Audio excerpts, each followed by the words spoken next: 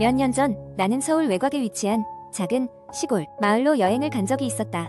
도심에서의 바쁜 생활에 지쳐있던 나는 잠시나마 고요한 곳에서 휴식을 취하고 싶었다. 그 마을은 무척 한적하고 오랜 전통과 역사를 간직한 곳으로 옛날 도자기 장인들이 모여 살았던 곳이라고 전해졌다. 나는 그곳에서 아름답게 복원된 전통 한옥에서 머물게 되었다. 첫날 밤이었다.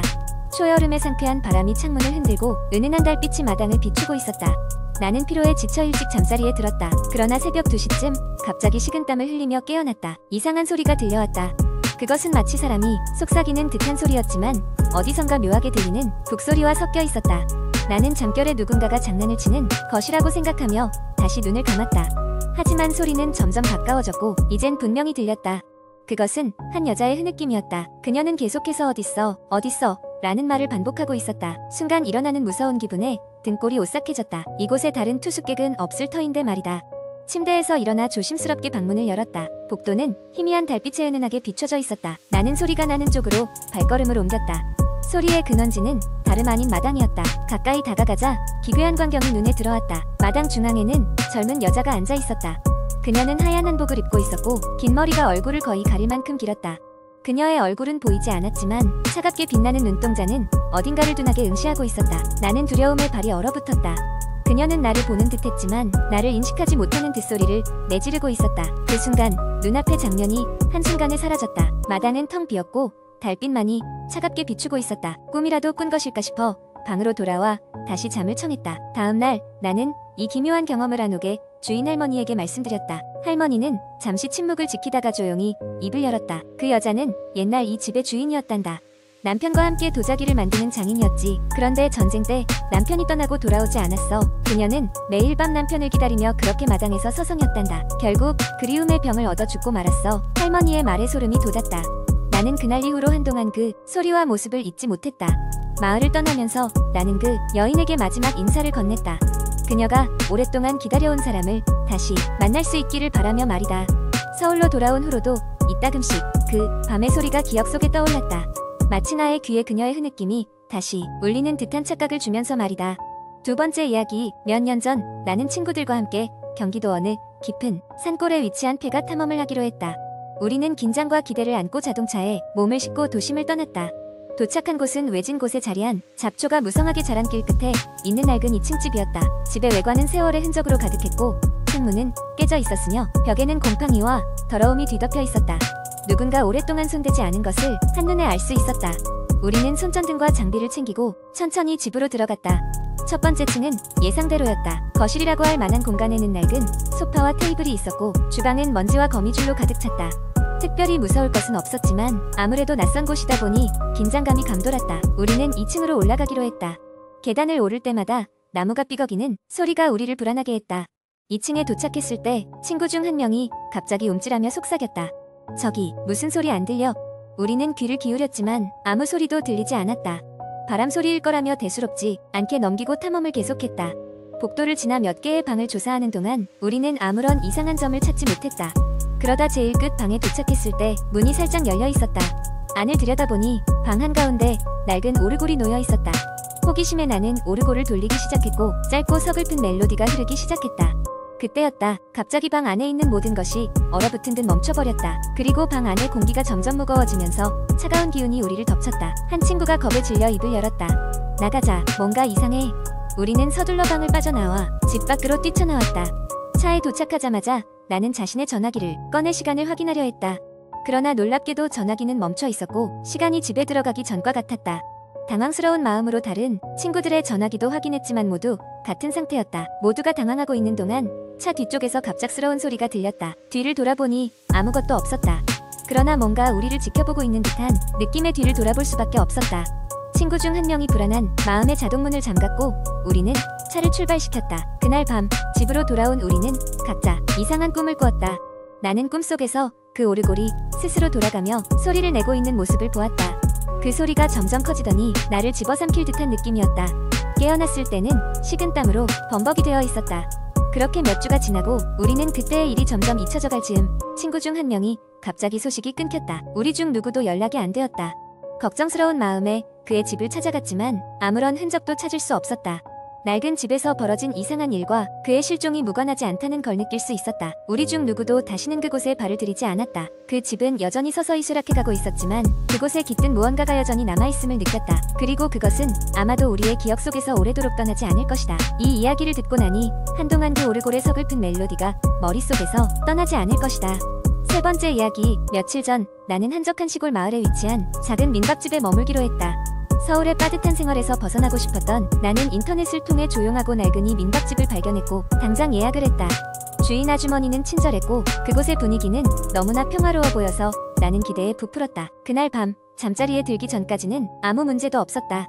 그러나 자정이 넘었을 무렵 갑자기 이상한 소리가 들리기 시작했다. 그것은 분명히 사람의 발소리였는데 복도를 지나 내 방 앞까지 다가오는 소리였다. 발소리는 내 방 앞에서 멈추더니 문을 두드리기 시작했다. 그것도 규칙적이지 않게 마치 누군가가 망설이는 듯한 두드림이었다. 처음에는 혹시 주인 아주머니가 무슨 일이 있어서 이런 늦은 밤에 찾아온 것일 거라고 생각했다. 그러나 마음 한구석에서는 알 수 없는 불안감이 올라왔다. 나는 망설였지만 문을 열어보기로 했다. 그러나 문을 열었을 때 아무도 없었다. 복도에는 아무 소리도 없고 그저 찬 바람만이 스며들고 있었다. 다시 잠을 청하기로 했지만 잠은 오지 않았다. 얼마 지나지 않아 다시 발소리가 들리기 시작했다. 이번에는 분명히 내 방을 지나쳐 다른 방향으로 가는 소리였다. 나는 용기를 내서 불을 켜고 복도로 나가보았다. 복도에는 역시 아무도 없었고 모든 문은 닫혀 있었다. 그 후로도 계속해서 소리와 두드림이 반복되었고 나는 더 이상 방에 있을 수가 없었다. 나는 침대에 앉아 날이 밝기만을 기다렸다. 새벽 5시쯤 되었을 때 드디어 모든 소리가 멎었다. 나는 지친 몸을 이끌고 간신히 잠이 들었다. 아침이 되고 나는 주인 아주머니에게 어젯밤에 있었던 일을 이야기했다. 아주머니는 잠시 침묵하더니 무거운 목소리로 말했다. 여기 민박집은 몇 년 전에 아들이 사고로 세상을 떠난 부부가 소유하고 있어요. 그 부부는 이곳에서 아들의 영혼을 느낄 수 있다고 말하더군요. 그래서 미안하지만 가끔 저희도 이상한 소리를 듣곤 해요. 그 이야기를 듣는 순간 지난 밤에 소름 끼치는 경험이 타당해지는 듯했다. 나는 서둘러 짐을 싸서 그곳을 떠났고 다시는 그 마을에 가지 않기로 마음먹었다. 그 후로도 그날 밤의 발소리와 문 두드리는 소리가 머릿속에서 떠나지 않았다. 직접 경험해보지 않고서는 믿기 어려운 일이었지만 분명히 나는 그곳에서 무언가를 느꼈던 것이다. 네 번째 이야기. 인터넷에서 전해지는 한국의 공포 이야기는 다양하고 그중 많은 이야기가 사람들의 상상력을 자극하며 때로는 소름 끼치는 경험을 안겨줍니다. 그중 하나의 이야기를 길게 풀어보겠습니다. 어느 여름밤 대학생인 민수는 곧 이슬기 말고사를 준비하기 위해 친구들과 함께 도서관에 갔다. 그날따라 도서관은 유난히 한산했고 절반 넘게 비어있는 테이블들은 묘하게 으스스한 분위기를 자아냈다. 친구들과 함께 공부를 하던 민수는 갑자기 전화가 걸려와 자리에서 일어났다. 발신 번호는 낯선 번호였지만 혹시 무슨 중요한 일일 수도 있겠다 싶어 전화를 받았다. 여보세요. 하지만 수화기 너머에서는 아무런 소리도 들리지 않았다. 민수는 몇 번이나 여보세요 를 되풀이했지만 여전히 대답 없는 정적만이 흐를 뿐이었다. 장난 전화라 생각하며 민수가 전화를 끊으려는 찰나 전화기 너머에서 낮고 기분 나쁜 웃음소리가 들렸다. 그리고는 짧게 조심해라는 소리가 들렸다. 민수는 순간 몸에 소름이 돋았다. 다소 흔한 장난일지 모른다는 생각에 잊어버리기로 하고 전화를 끊고 다시 자리로 돌아왔다. 그러나 마음 한켠에는 알 수 없는 불안감이 계속 맴돌았다. 시간이 흘러 자정을 넘겼고 친구들은 하나둘씩 집으로 돌아가기 시작했다. 그날따라 공부가 잘 되던 민수는 좀 더 남아있기로 했다. 하지만 도서관이 한산해지면서 왠지 모를 싸늘한 기운이 감돌기 시작했다. 그때 평소 친하게 지내는 경비 아저씨가 다가와 말했다. 오늘은 너밖에 없구나. 나갈 때 꼭 나한테 얘기해. 문장 가야 하니까. 네, 아저씨. 조금 더 공부하다가 갈게요. 시간이 더 지나 새벽 2시를 넘기자 민수는 더 이상 집중할 수 없었다. 머릿속에서는 계속해서 전화가 왔던 순간이 맴돌았다. 결국 민수는 가방을 챙겨 일어섰다. 도서관 문을 나서려던 찰나 경비실 앞을 지나가려던 민수는 불이 꺼져 있는 경비실 안에 앉아있는 경비 아저씨를 보았다. 뭐라고 인사라도 하려던 찰나 경비 아저씨의 움직임이 이상하다는 것을 깨달았다. 얼굴은 그대로였지만 그의 몸은 미세하게 떨고 있었다. 순간 경비실 안쪽 그림자가 이상하게 느껴졌다. 너무 깊은 어둠 속에서 무언가 꿈틀거리고 있는 듯했다. 민수는 얼어붙은 채 발걸음을 뗄 수 없었다. 그때 경비 아저씨가 고개를 천천히 돌려 민수를 쳐다보았다. 그의 눈은 까맣게 물들어 있었고 입가에는 아까 전화에서 들었던 것과 똑같은 기분 나쁜 웃음이 서려 있었다. 민수는 더 이상 그 자리에 머물 수 없다는 생각에 다급히 도서관을 나와 무작정 달리기 시작했다. 집에 도착했을 때쯤 민수는 숨이 차서 거의 쓰러질 것 같았다. 그 자리에서 주저앉아 체력을 회복하면서도 도서관에서의 그 광경이 머리를 떠나지 않았다. 그날 밤 민수는 잠들 수 없었다. 다음날 아침 민수는 경비 아저씨에 대해 친구들에게 이야기했으나 친구들은 장난스럽게 넘겼다.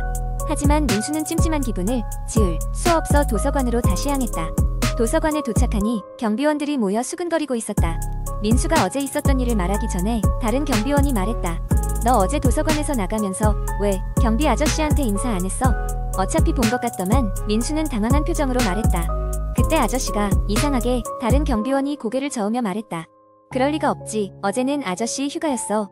민수는 머릿속이 하얗게 변했다. 어제 자정 이후로 도서관에는 민수 외엔 아무도 있어서는 안 되는 상황이었다. 경비원은 덧붙이듯 말했다. 그리고 오늘 아침에 도서관 카메라가 고장 났다는 거 알지? 지난밤 민수가 도서관에서 보았던 그 경비 아저씨, 그 모습은 뭐였을까? 민수는 도저히 이해할 수 없는 혼란 속에 빠지게 되었다. 우연일까? 아니면 그 도서관에 존재하는 다른 무언가가 그를 경고하려 했던 걸까? 민수는 오늘도 그 답을 찾아 도서관을 향한다.